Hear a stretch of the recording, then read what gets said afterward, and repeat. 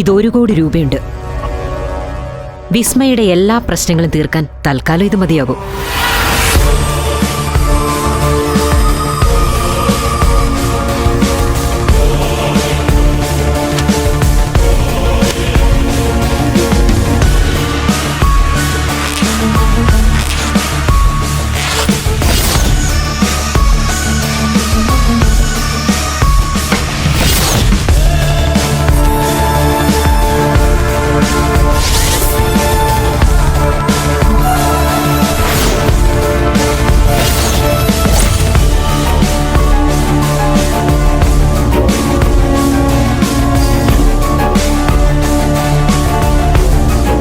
വിശ്വസിക്കാൻ പറ്റുന്നില്ലല്ലേ? ഞാൻ ആദ്യമേ പറഞ്ഞില്ലേ, we are here to help U.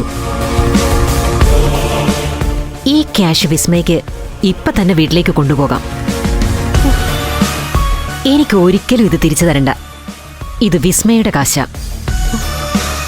U can spend it as your own. Madam, എന്തൊക്കെയായി പറയുന്നത്? എനിക്കൊന്നും മനസ്സിലാവുന്നില്ല. സ്വാഭാവികം.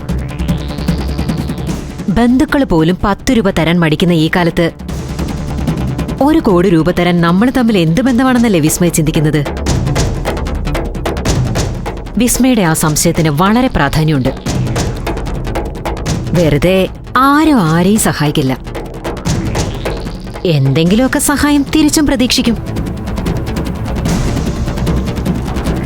ഇവിടെ ഞാനും പ്രതീക്ഷിക്കുന്നു വിസ്മയിൽ നിന്ന് തിരിച്ചൊരു സഹായം.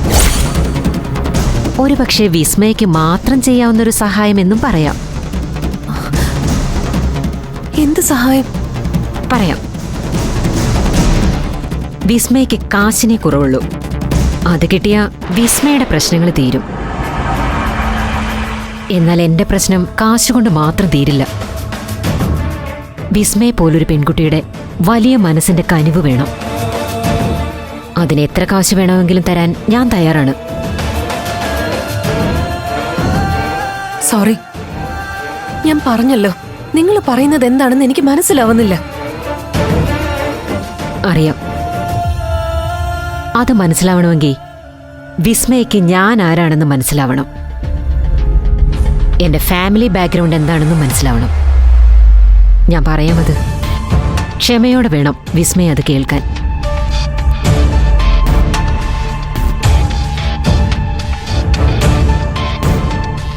സൗഭാഗ്യങ്ങളുടെ ഒരു കലവറയാണ് ഞാൻ താമസിക്കുന്ന വീട്. പേര് ഇന്നീവരം.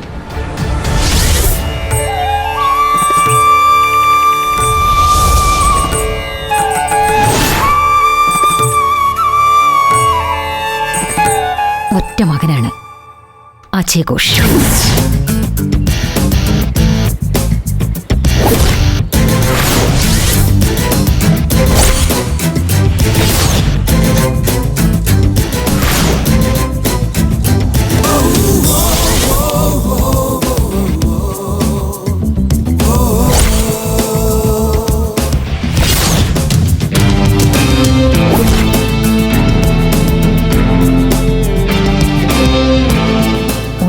കുറവില്ലാതെ ഒരു 10 തലമുറയ്ക്ക് ജീവിക്കാനുള്ള സമ്പാദ്യവും ആസ്വദിച്ച് ഇപ്പോൾ അവൻ US-ൽ ജോലി ചെയ്യുന്നു. പഠിക്കുന്ന കാലത്തെ അവനൊരു പ്രണയമുണ്ടായിരുന്നു. വിദ്യാഭ്യാസവും സൽസ്വഭാവവുമുള്ള സുന്ദരിയായൊരു പെൺകുട്ടി. പേരളകനന്ദ.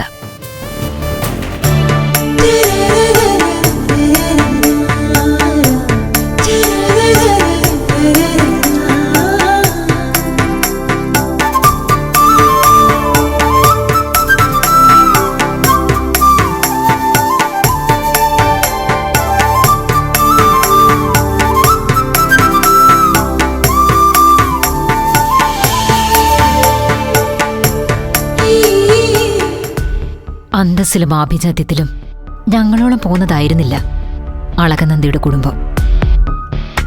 എങ്കിലും അജയ് ഘോഷിന്റെ ഇഷ്ടം സ്വന്തം ഇഷ്ടമായി ഞങ്ങളും കരുതി. അങ്ങനെയാണ് അവരുടെ വിവാഹം നടത്തി ഞങ്ങൾ അവരെ കുടുംബത്തിൽ കയറ്റിയത്. ഫ്ലവേഴ്സ് സ്മാർട്ട് ഷോ ശനി ഞായർ ദിവസങ്ങളിൽ രാത്രി 9:30 ഫ്ലവേഴ്സിൽ.